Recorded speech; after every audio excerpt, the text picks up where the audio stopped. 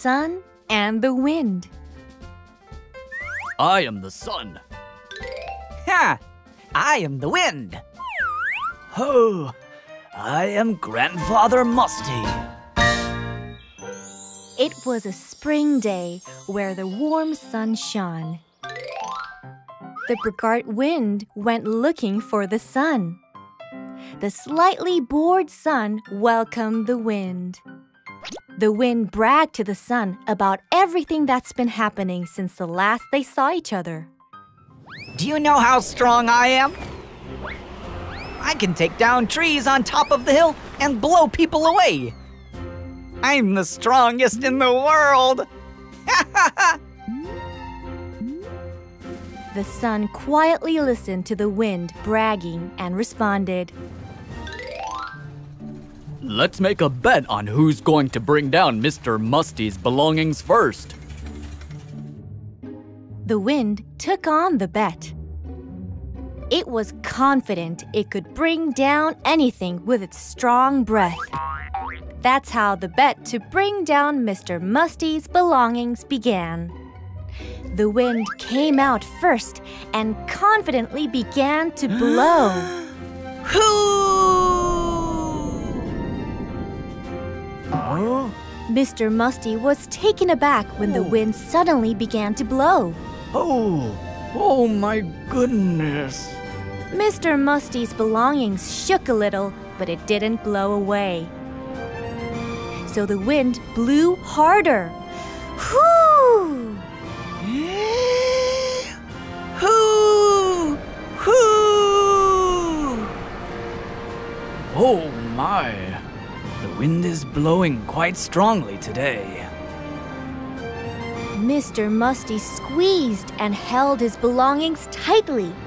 The wind was angry that the belongings didn't fly away and began to blow even harder.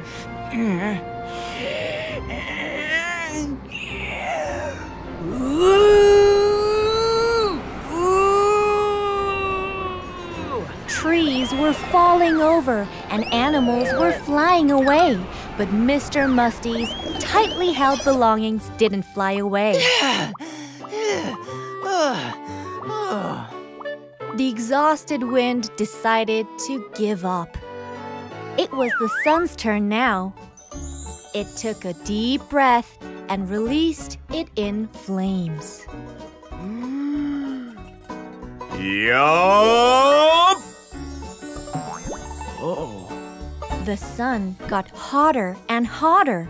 Just a bit ago, Mr. Musty was taken aback by the strong wind that blew, then suddenly stopped, and again now from the moody weather that was getting hot. Oh my. It's really hot.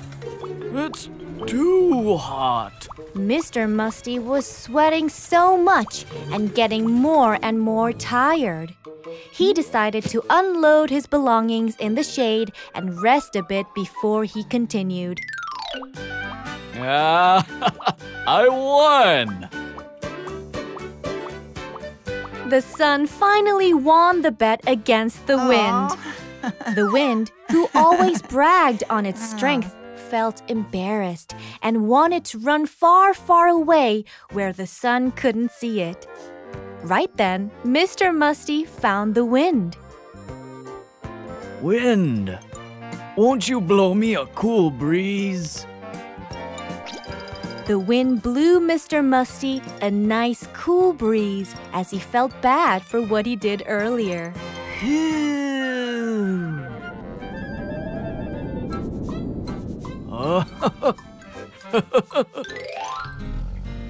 Mr. Musty was thankful to the wind and continued on his way. The sun winked at the wind and smiled. Ever since then, the sun and the wind became good friends and helped travelers along their way. The end of the sun and the wind.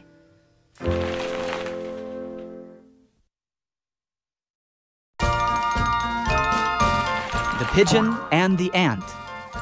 I'm a pigeon. I'm an ant. I am a hunter. In the middle of a beautiful forest, a pigeon was flying in the cool breeze.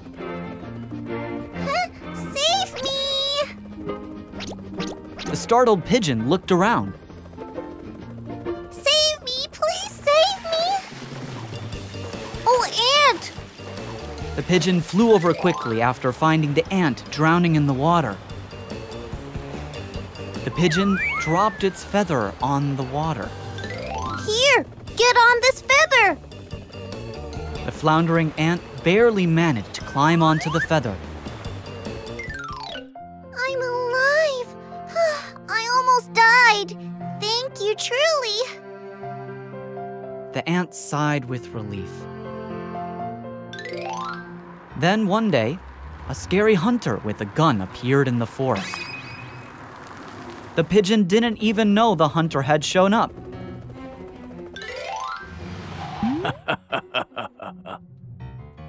The hunter found the pigeon and pointed his gun at it. Right then, the ant saw what was going on. Oh no! The pigeon is in danger! I must help! The ant quickly crawled to the hunter's foot and bit the top of it. The hunter, bitten by the ant, shouted. Surprised by the sound, the pigeon flew away quickly. When the hunter pointed his gun at the flying pigeon again, the ant bit the hunter again and again. Ouch! Ouch, that stings! Oh, it stings! What is going on? In the end, the hunter gave up hunting and ran away from the forest. After that, the scary hunter with the gun never returned. All the forest friends lived safely and happily ever after. The end of the pigeon and the ant.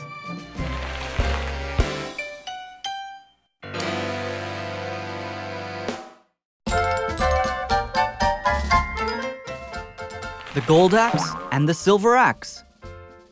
I am an honest woodcutter. I'm a mountain spirit. I'm a greedy woodcutter. One sunny day, a woodcutter was cutting down a tree.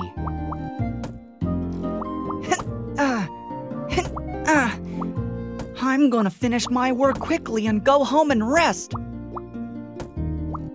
The woodcutter ignored the sweat on his forehead and worked hard. Then suddenly, the axe slipped out and flew into the pool. It fell in. Oh no! What do I do? My only axe fell into the pond!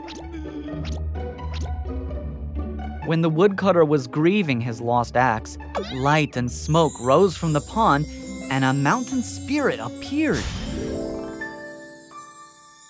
Why are you so sad? The startled woodcutter came to his senses and answered. I dropped an axe into the pond while I was cutting the tree. Wait just a little moment. The mountain spirit went down into the pond for a while and came back up with a gold, a silver, and an iron axe. Is this gold axe yours? Huh? No. This gold axe is not mine.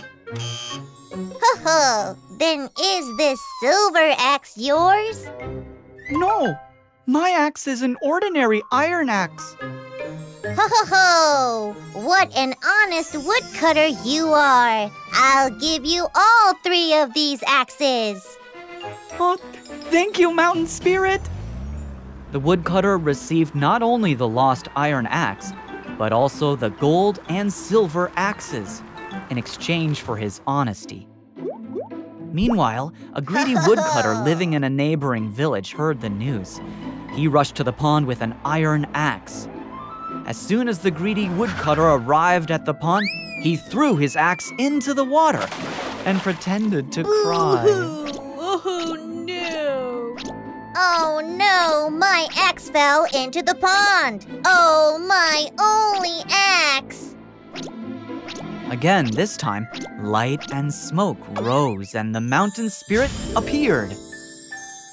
Why are you so sad? My axe fell into the pond. Oh no, oh dear. Wait just a little moment. The mountain spirit went down into the pond for a while and came back up with a gold, a silver, and an iron axe. Is this gold axe yours? Yes, I did lose that one. Then is this silver axe yours too? Yes, that's also the silver axe I lost. Then is this iron axe yours? No, that old iron axe is not mine. You fool! I saw you throw an iron axe and you lied to me. There is no axe for a liar or a greedy man. The mountain spirit scolded him and went straight into the pond. The greedy woodcutter not only lost the gold and silver axes, but he even lost his own iron axe. The end of the gold axe and the silver axe.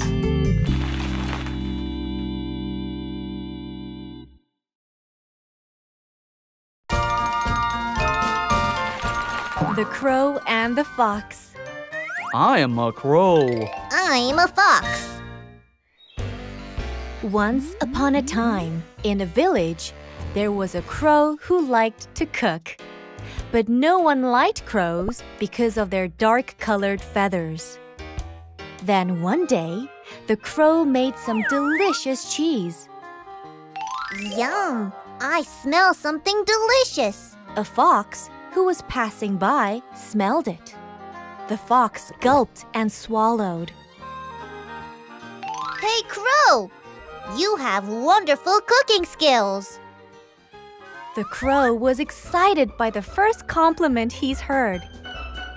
Ready, set, have you met Robocar POLI? But the cheese ended up dropping. The fox took his chance and ran away with the cheese.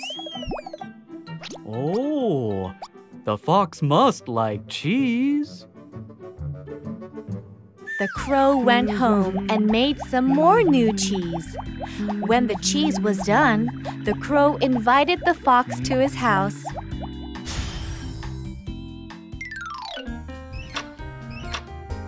The crow gave the fox a big piece of cheese. Oh, hey, Crow, thanks so much. It wasn't just that. Ready, set, have you met Robocar POLI?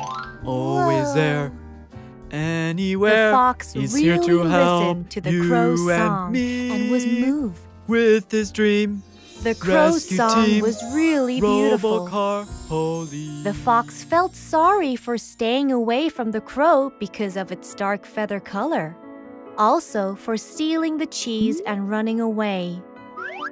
The fox decided to call its friends and create a small performance for the crow. Whoa, I didn't know he could Whoa. sing. Is that the crow? Ready, set, Oh, I can't believe I didn't know he could sing. Robocar POLI. Whoa.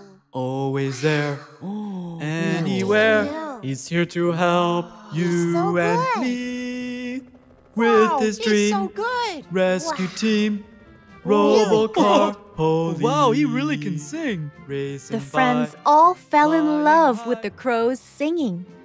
From that day on, the crow became friends with all the friends and became best friends with the fox. The end of The Crow and the Fox.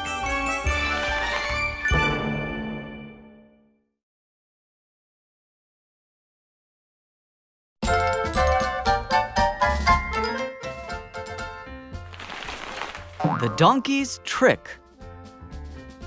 I'm a merchant. I'm a donkey. One very sunny day, a merchant and a donkey were on their way to deliver salt.